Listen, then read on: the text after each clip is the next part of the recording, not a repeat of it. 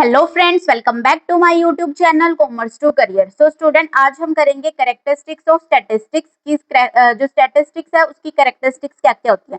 सबसे पहले बच्चों, मैंने आपको लास्ट वीडियो में बताया कि स्टैटिस्टिक्स का मतलब क्या होता है। स्टैटिस्टिक्स के अंदर आप क्या करते हो, स्टैटिस्टिक्स के अंदर आप न्यूमेरिकल डाटा को क्या करते हो, कलेक्ट करते हो, उसको क्लासीफाइंग करते हो, उसको प्रेजेंट करते हो और फिर आप कंपेयर करते हो और एंड में आप रिजल्ट निकालते हो और उस रिजल्ट को यूज करके आप डिफरेंट डिफरेंट प्लान्स बनाते हो, डिफरेंट डिफरेंट पॉलिसी बनाते हो। तो आज हम करेंगे जो स्टैटिस्टिक्स है उसके कैरेक्टरिस्टिक्स क्या है, उसके फीचर्स क्या है। सबसे पहले aggregate of the facts. Aggregate का मतलब होता है बच्चों टोटल, यानी कि स्टैटिस्टिक्स के अंदर आप कोई भी सिंगल चीज को नहीं पढ़ते हो, आप सिंगल यूनिट के बारे में नहीं पढ़ते हो, आप हमेशा टोटल चीजों के बारे में पढ़ते हो, एग्रीगेट के बारे में पढ़ते हो, ग्रुप के बारे में पढ़ते हो, किसी भी सिंगल चीज के बारे में नहीं पढ़ते हो। तो यहाँ पे आप एग्रीगेट ऑफ फैक्ट्स, यानी कि जितने भी फैक्ट होंगे, जितनी भी प्रॉब्लम्स होंगी इकोनॉमी की, वो आप सिंगल नहीं पढ़ रहे हो, आप उनको एग्रीगेट इकट्ठा करके पढ़ रहे हो। एक सिंगल यूनिट के बारे में स्टैटिस्टिक्स के अंदर कभी भी बात नहीं की जाती। स्टैटिस्टिक्स के अंदर एग्रीगेट फैक्ट्स के बारे में बात करी जाती है। क्यों? क्योंकि अगर आप सिंगल चीज को करोगे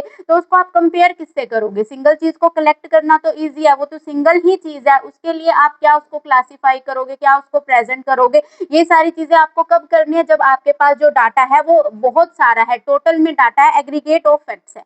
नेक्स्ट है न्यूमेरिकली एक्सप्रेस। जैसे कि मैंने आपको लास्ट वीडियो में बताया कि जो स्टैटिस्टिक्स है उसके अंदर आप इकोनॉमिक प्रॉब्लम्स को कैसे, किस वे में एक्सप्रेस कर रहे हो, न्यूमेरिकली एक्सप्रेस कर रहे हो, यानी कि मैथ्स की फॉर्म में एक्सप्रेस कर रहे हो, नंबर्स में एक्सप्रेस कर रहे हो। इसके अंदर क्वांटिटी जो होती है, क्वांटिटी के बारे में आप क्वांटिटी ले रहे हो चीजों की, क्वालिटेटिव चीजों के बारे में आप इसके अंदर नहीं पढ़ रहे हो। नेक्स्ट है मल्टीप्लिसिटी ऑफ द कोजेज। यहाँ पर जो है मल्टीप्लिसिटी ऑफ द कोजेज का मतलब है आप यहाँ पर सिंगल चीज के बारे में नहीं पढ़ रहे हो, एक से ज्यादा चीजों के बारे में पढ़ रहे हो और एक से ज्यादा चीजों के कोजेज के बारे में पढ़ रहे हो कि इस चीज के क्या इफेक्ट्स हैं, कहाँ कहाँ ये जो चीज है इफेक्ट कर रही है, इकोनॉमी को किस किस वे में इफेक्ट कर रही है, ये कौन कौन से सेक्टर्स में अफेक्ट कर रही है। नेक्स्ट है रीजनेबल एक्यूरेसी। रीजनेबल एक्यूरेसी का मतलब होता है कि स्टैटिस्टिक्स के अंदर आप जो भी डाटा कलेक्ट कर रहे हो वो एक्यूरेट होना चाहिए। वो एक्यूरेट होता है क्यों? क्योंकि आप उसके अंदर क्या कर रहे हो,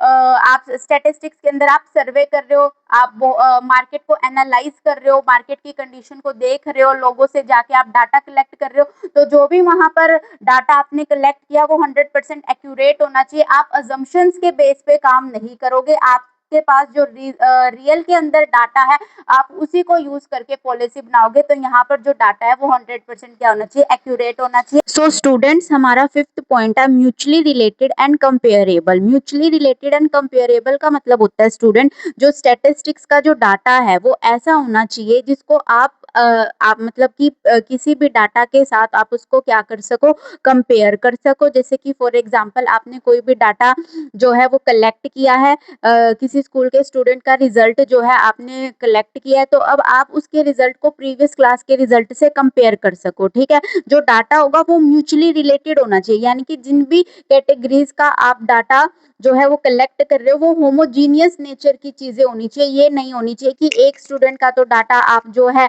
एकेडमिक्स के बेस के ऊपर कलेक्ट कर रहे हो और दूसरे स्टूडेंट का जो डाटा है वो आप नॉन एकेडमिक बेस के ऊपर कलेक्ट कर रहे हो, तो उसको कंपेयर नहीं किया जा सकेगा। तो डाटा कैसा होना चाहिए, mutually related and comparable. Next point है स्टूडेंट प्री डिटरमाइंड ऑब्जेक्टिव। जब भी आप स्टैटिस्टिक्स का जो डाटा होता है उसको कलेक्ट करते हो, उसको कलेक्ट करने का कोई ना कोई प्री डिटरमाइंड ऑब्जेक्टिव होता है। मींस कि आप डाटा क्यों कलेक्ट कर रहे हो, उस डाटा को कलेक्ट करने के पीछे का जो ऑब्जेक्टिव है वो क्या है।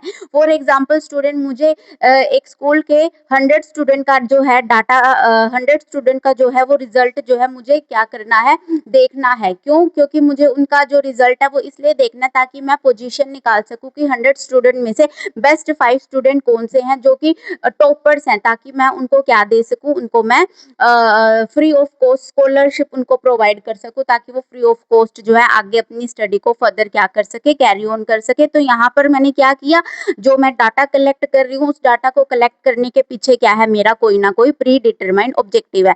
नेक्स्ट है एन्यूमरेटेड और एस्टिमेटेड। जो डाटा होता है स्टूडेंट वो एन्यूमरेटेड और एस्टिमेटेड होता है, यानी कि जो स्टैटिस्टिक्स होती है उसके अंदर ज्यादातर आपको क्या करना है, डाटा को ऐसे कलेक्ट करना है वो रियल होना जी, आपको एस्टिमेशन जो है वो कम लगाने हैं। अगर कोई चीज़ ऐसी है जहाँ पर आप रियल डाटा 100% एक्यूरेट नहीं कलेक्ट कर पा रहे हो, तो उस केस के अंदर आप क्या कर सकते हो, आप उस केस के अंदर जो है डाटा को अपने बेस के ऊपर कुछ ना कुछ एस्टिमेट लगा सकते हो, पर 100% एस्टिमेशन के बेस पे काम नहीं चलेगा।